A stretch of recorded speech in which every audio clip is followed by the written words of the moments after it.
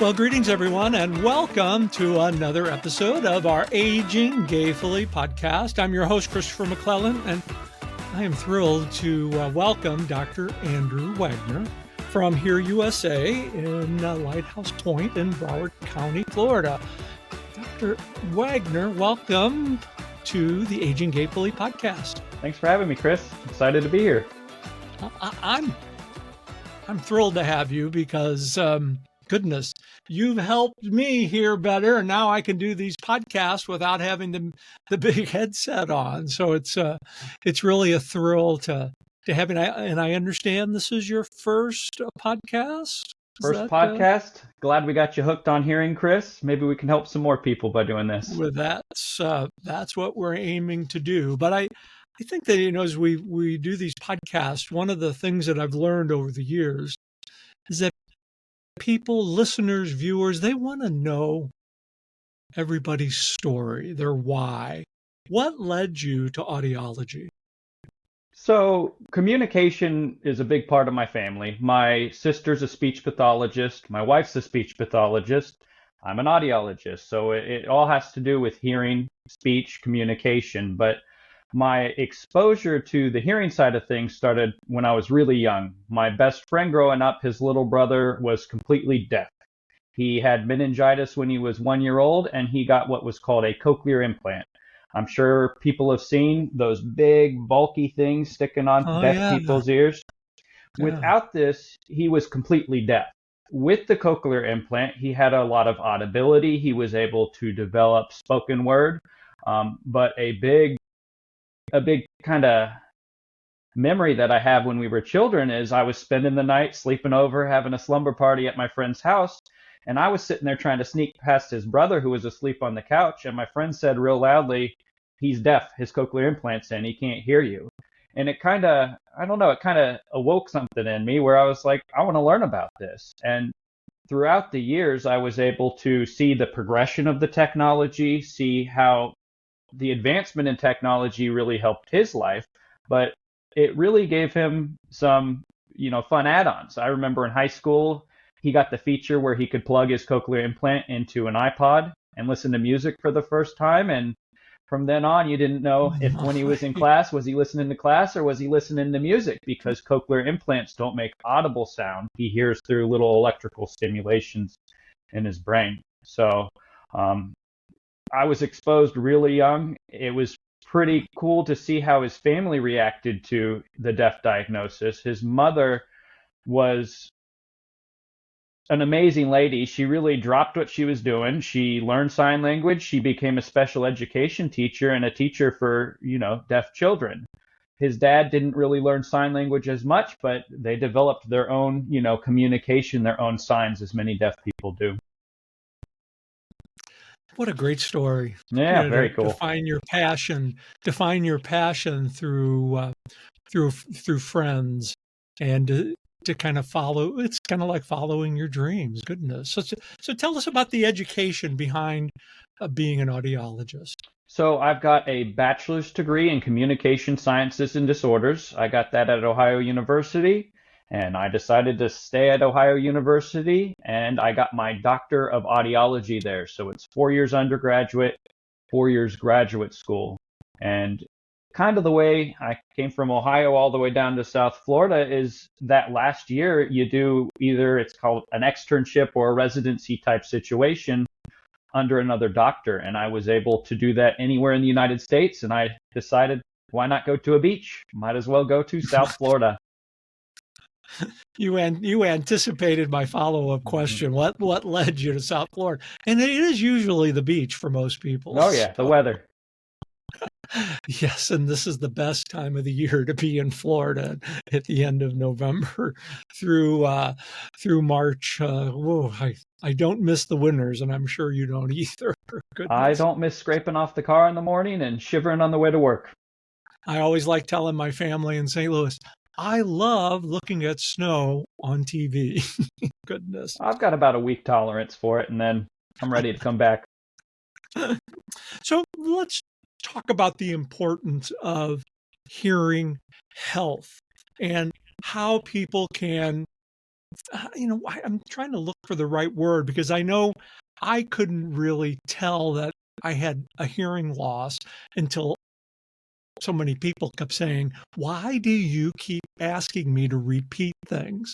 So, what is the trigger for people to really recognize that they've got a hearing problem? Well, you kind of hit the nail on the head on that one. A lot of my patients coming in, it's either their spouse, their family member, complaining that the person keeps asking for repetition.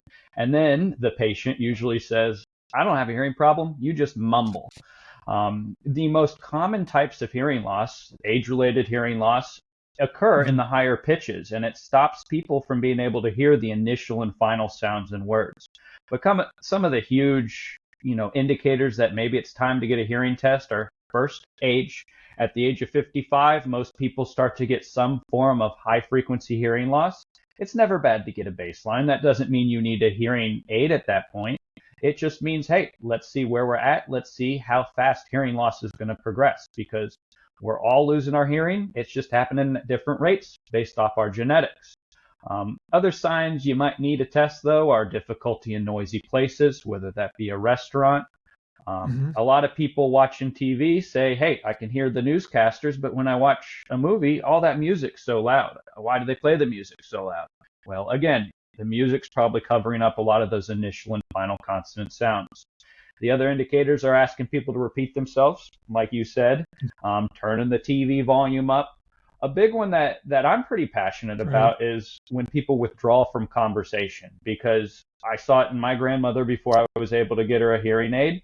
People end up just kind of taking a step back and they don't realize they're doing it. But I noticed she wasn't laughing at all the jokes, or she just laughed when everybody else was laughing really quickly. Right. She wasn't contributing as much. And in the end of the day, if you're putting so much effort into listening, it's exhausting. Conversations cause a Right. lot more fatigue. And then the big indicator, I get a lot of people coming in saying, I've got this sound in my ears. I've got this buzzing in my head. It's called tinnitus or tinnitus, potato, potato. Um, I don't care how you pronounce it, but it usually is an indicator that some form of hearing loss is starting, even if it's not impacting communication. One of the things that I've been lucky over the years to be involved in the caregiving community and working with a variety of people over the years, and I think when it comes to hearing, we kind of take it for granted Oh, that for sure. it's something that's always there, but I don't really notice any difference because you don't really recognize it. But I've seen so many examples of folks, and I was experiencing this a little bit myself, that when you're not hearing 100%, and you touched on it just a little bit, and I'd like you to go a little bit more in depth, the isolation that people experience because they just don't want to be around groups or people because it's so frustrating that they can't hear. Well, to talk about isolation, I'll bring an example my wife gave me. She is a speech pathologist. She had a rotation in a hospital, and she'd walk into these hospital rooms and staff would be like, "Oh, they don't talk. They're nonverbal." And she'd look on the side on next to the little counter, there'd be a set of hearing aids, and she'd pop hearing aids in these people's ears, and voila, these people are able to communicate better. So on the whole caregiving side of things, I see patients all the time coming in with their caregivers, and their caregivers don't even realize that, hey, maybe these hearing aids aren't working appropriately. Maybe the patient or client, I don't know what you call them, maybe they're not responding or as involved because their hearing aids aren't working, they're not wearing them. So it's very important to, make sure if you do have hearing aids, they're working appropriately. Hearing aids aren't the type of thing where you just can put them in and leave them alone. They require some basic maintenance. We need to keep up with them. And again, caregivers should really pay attention to, are they working appropriately? If you notice a drop in your client's communication, something's probably causing it. Um, I forget the initial question, Chris. What was that? You did great. No, it related to isolation and Mm. how people withdraw when they're not hearing, especially in groups. And I see a lot of this in independent and assisted living where they, they just don't go to some of the events, the group events, because they don't hear as well as they'd like to. My grandmother went into a kind of an assisted living type community, and she was really nervous about it. She wasn't very happy about it. But the advice I gave her is treat it like college. You're around a bunch of people your age. You've got all sorts of activities that you can do. And she kind of embraced what I told her to do. She, made friends, got involved with different activities, and isolation is not good. Humans are social creatures. And Right. you mentioned, hearing loss kind of taking a back seat. Hearing and communication are the most important things in the world, in my opinion. My wife and I obviously are big advocates for it. She's the speech So, side, I'm the hearing side, but together you get communication. And the whole group environment's a scary place with hearing loss because you don't want to be the person saying, huh, and then you ask 3 times and then you just nod your head and agree.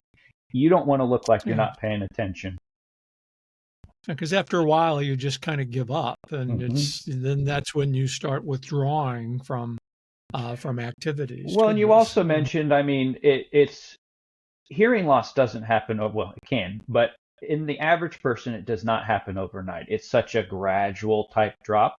And Right. it's the type of thing I always tell my patients. If you woke up 20 years ago with this hearing loss, you'd say, take me to the hospital. Something's wrong because Right. it's a big drop in a 20-year span. And again, Hmm. just because you get a hearing test doesn't mean you need a hearing aid. It's good at around the age of 55, get your baseline. Can you talk a little bit about how hearing loss relates to cognitive decline? So you're supposed to hear sounds. Your brain is supposed to have to respond to those sounds you hear. And when we have a hearing loss, we'll use an age-related hearing loss. It's called presbycusis. It's a high-pitched loss, for example.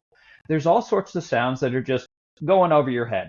Your ear isn't having to send that signal to the brain. Your brain's not having Mhm. to process that signal, and therefore your brain's having to do a lot less work.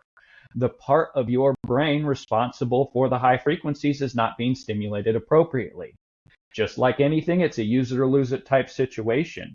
Now, I'm not saying not getting hearing aids is going to cause, you know, dementia or Alzheimer's, but there's lots of research out there. Hearing loss and cognitive decline go hand in hand. And part of it has Mhm. to do with the withdrawing from communication. But a big part of it has to do with the actual physiological stimulation process of taking what you hear, sending it up to the brain, and having your brain process those signals. So it's like a muscle, use it or lose it. Use your ears, it's very important. Use yours. So, what would a new patient coming to you today at Here USA and Lighthouse Point, what would they expect from you as a hearing test? Sure. I mean, just like any doctor, I'm going to sit you down and talk to you. I have two types of patients. I got the type of patients who say, I've got a hearing loss. Help me out. Here's what's going on. Sometimes I kind of have to, play detective and see what's really going on. I've got a lot of denial. Nobody wants hearing aids. Not many people want to admit that they have hearing loss, but I'm going to find out what are your Right. problems. Where are you having difficulty? Are you having problems in noise? The TV? Is your spouse or family member, the big reason you're here? But after a case history, like any doctor, we're going to look in your ears. If your ears need cleaned, hopefully that's just the issue. I take out the wax and we're back in business. But Mhm. um, a lot of times, again, if you're over the age of 55, we've got some sort of hearing loss that we do want to measure. Here's my little time to plug my little caveat, don't use Q-tips. The ears are Oh, self-cleaning yes. machines. They're meant to grow the wax outwards, and a Q-tip is jamming that wax in. Yes. So a lot of times I do see patients who are just cramming that wax in there, and then I got to go digging and mining for gold and getting rid of that wax.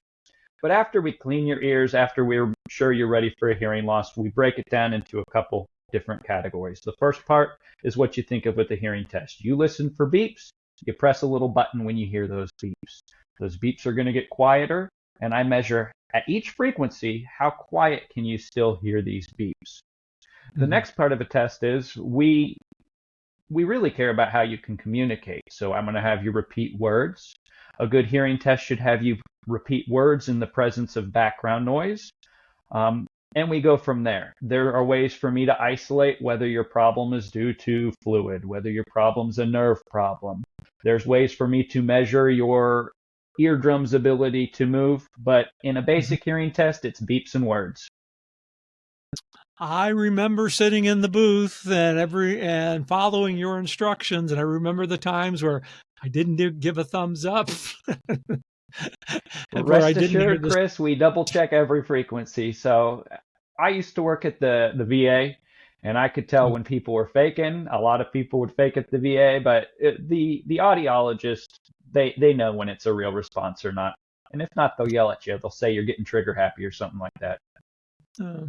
So I guess like with anything with technology, there's been quite a big advance with hearing aid technology. And I know for myself, just I think we're a couple of months into these new hearing aids, and goodness, I can kind of control everything right from my phone with the app. I think it's pretty cool. So talk a little bit about the evolution of technology Sure. as it relates to hearing aids. I mean, the first thing I would want to say is technology as an audiologist is a beautiful thing, in my opinion. I love it. I build my own computers. I like tech. But rest assured, hearing aids can be automatic. We do not have to utilize all those features that you're utilizing. And you're one of my fun patients who likes tech. Obviously, you're running a podcast. You're pretty tech savvy. But I get a lot of patients who they're intimidated by the technology. Rest assured, the nice thing about the newer hearing aids coming out is they can do a lot of the work for you. The hearing aids are able to kind of create a map of where is sound coming from, what is good sound, what is bad sound, and they're able to kind of focus in automatically on a lot of the speech sounds, which is what we care about. And that's really where hearing aids have kind of taken a big leap. I've always been able to get people volume, but it's clarity that we're looking for. And how do we achieve clarity? We amplify the good, we don't amplify the bad. So automatically, hearing aids have gotten much better at that, but what you're utilizing are a lot of features. You're able to switch to different modes. You can switch to a background noise reduction mode. You switch to a TV mode. And I always tell people, the more you take control over your listening environment, the better off you're going to be. Actually, one of the great features for me has been the background noise, especially when I'm recording or in a presentation. I can tone down the background noise, and it helps me focus even more than I could ever have imagined. And I'm just grateful that I took the leap of faith to be able to hear better, because one of the things that I've noticed over the years for me is, I've tried to learn a couple of different languages. I tried to learn Spanish. I want to learn French, but I could never grasp the end of each word from a different language. And now these hearing aids have just turned up the volume to where I can actually hear the words in different languages much more clearer than I ever could before. It's those initial and final consonants in any language that are going to not only give separation between words, but they give definition to the words. An example I always use is if I say, hey, you're my pick, and you think I called you a pig, those are two different words. And a lot of people with hearing loss are playing detective all day. They're saying, Andrew wouldn't call me a pig in this situation. No. It doesn't make sense. But that's where the cognitive load comes in. You're putting more effort into communication. And back into learning languages, you got to think about children. I mean, children are little sponges with the ability to learn languages. And why is that? There's a critical point where we are learning and how to hear. We're learning how to hear different sounds. Humans are born with the ability to understand or hear every sound in any human language. But if you don't use that in your language, you kind of lose the ability to hear it. Individuals who are deaf, like my friend's brother growing up, they have deaf speech because they aren't able to hear these certain sounds while they're developing language. So hearing's a beautiful thing. Learning languages, you need to hear it to remember it, for sure. This is just off the charts. Very good. So one of the other things I wanted to ask you about, and I think all of our listeners and viewers will know, and I'll just I'll just pull them out for a second. There's the the hearing aids with the rubber insert. There's different sizes, and you and I went through 2 or 3 different sizes in order to find the right one that worked for me. And this is like, for me, it's like I clean these every other day, You're a good patient, as Chris. you suggested, and they just fit they fit like a glove in my ear. Well, and what a lot of people don't understand is those aren't just there for comfort. Those are there to hold a certain amount of sound in your ear. The rubber tip that you have in your ear really determines how you're going to hear. So when I was switching those tips on you, I'm just not popping new ones on and sticking them in and saying, does that feel good? I run what's called a feedback test. I'm playing sounds out of those hearing aids and measuring how much sound is leaking out of those. So I get patients sometimes who will come in and they've switched those tips by themselves and they get all sorts of issues and they don't realize, hey, it's not just there for comfort. It's there as part of the actual mechanism to hold sound in. But there's multiple different types of hearing aids. Not everybody is a candidate for the little in the ear guys. It really depends on ear size. It really depends on your hearing loss. So that's why it's important to go to somebody who knows what they're doing. Again, you're anticipating my next question, because there's some folks that have to have a mold in their ears for their hearing aids. Can you talk a little bit why that is important? Sure. I mean, molds are used for 2 major reasons. The first reason is if we have a surgical ear or some type of ear where I can't get that rubber tip to stay in there, great. We make a custom mold. It fits like a glove.